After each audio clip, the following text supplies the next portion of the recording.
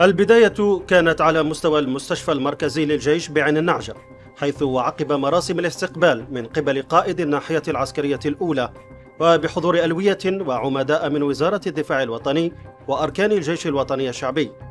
تابع سيد الفريق أول عرضا مفصلا قدمه المدير المركزي لمصالح الصحة العسكرية حول المرافق الجديدة المبرمج تدشينها، والتي يأتي إنجازها تجسيدا للمشاريع الصحية التي أقرتها القيادة العليا للجيش الوطني الشعبي، الرامية إلى تحسين أداء الهياكل الاستشفائية ورفع مستوى الخدمات الصحية المقدمة. بعدها قام سيد الفريق أول بالإشراف على انطلاق العمل على مستوى مصلحتين طبيتين بالمستشفى المركزي للجيش، على إثر تجهيزهما بتجهيزات طبية جديدة.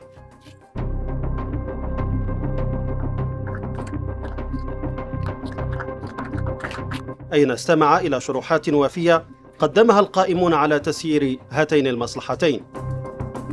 في هذا الإطار عاين سيد الفريق أول عن كثب مصلحة طب الضغط العالي التي تضمن أحدث الطرق العلاجية للضغط العالي باستعمال الأكسجين، ومصلحة الطب وأشعة الجزئية التي تدعمت بوحدة جديدة للتصوير البوزيتروني، وهي وحدة متخصصة للتصوير الجزئي جهزت بأحدث الأجهزة التي ستسمح للأطباء والمختصين بالتشخيص الدقيق لمكان ونوعية المرض.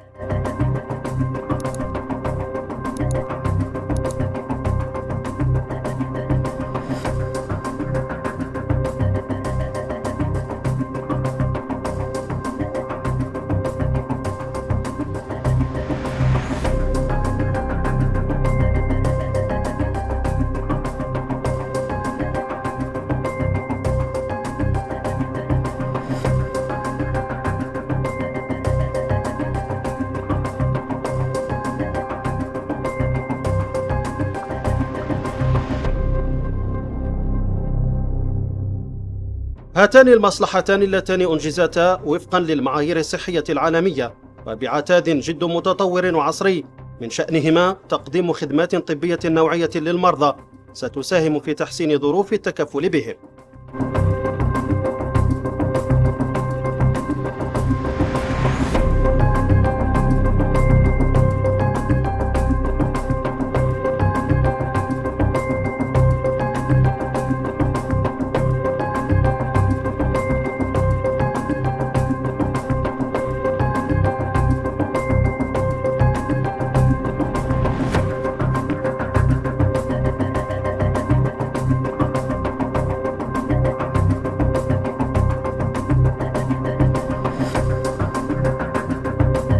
وبالبليدة أشرف سيد الفريق أول رفقة قائد الناحية العسكرية الأولى والمدير المركزي لمصالح الصحة العسكرية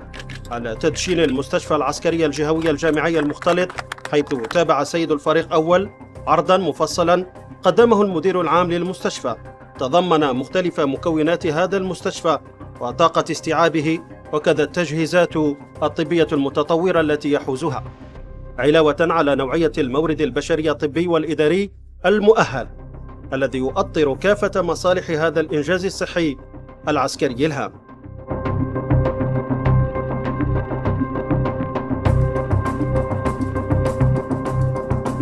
بعدها طاف السيد الفريق أول بمختلف مصالح المستشفى، أين قدمت له شروحات وافية عن الخدمات الطبية والجراحية التي يوفرها والتي ستساهم في تعزيز وترقية الخدمات الصحية.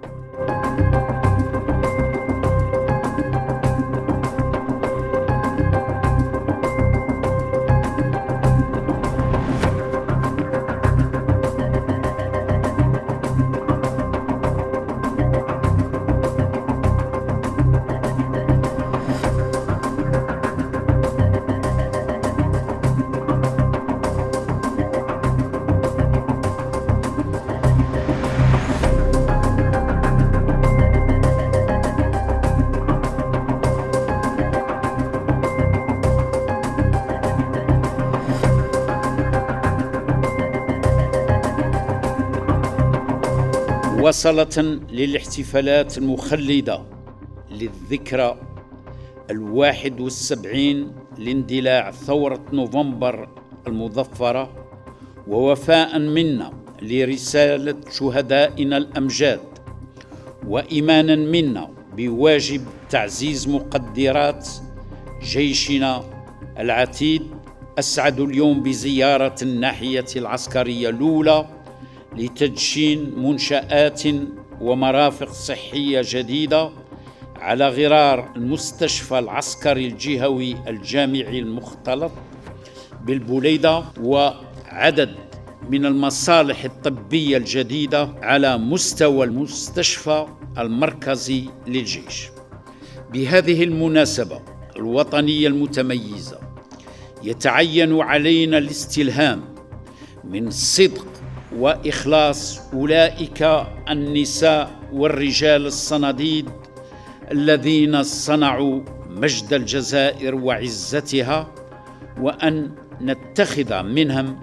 كجزائريين مخلصين القدوة للارتقاء بعملنا إلى أعلى مستويات الإتقان والاحترافية والإخلاص. في هذا الصدد يجب التأكيد أن ما تم تجسيده ميدانيا على مستوى قطاع الصحة العسكرية أو ما هو في طريق التجسيد يعكس دون شك العناية الفائقة التي نوليها لقطاع الصحة العسكرية تطبيقا لتوجيهات السامية للسيد رئيس الجمهورية القائد الأعلى للقوات المسلحة وزير الدفاع الوطني. هذه الإنجازات تمثل شواهد بليغة على قوة الإصرار الذي يحدون لبلوغ الأهداف المخططة لها، لا سيما فيما يتعلق بمواصلة تكييف منظومتنا الصحية العسكرية مع المتطلبات الجديدة لقوام المعركة ومع التحديات الصحية الناشئة. كما سهرنا في هذا المنظور على توفير الموارد البشرية المؤهلة اللازمة لهياكلنا الصحية القادرة على تسيير المصالح الطبية المتخصصة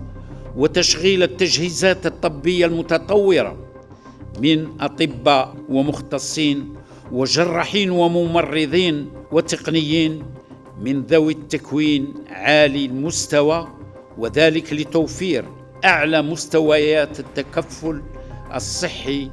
لمستخدمين وذوي حقوقهم.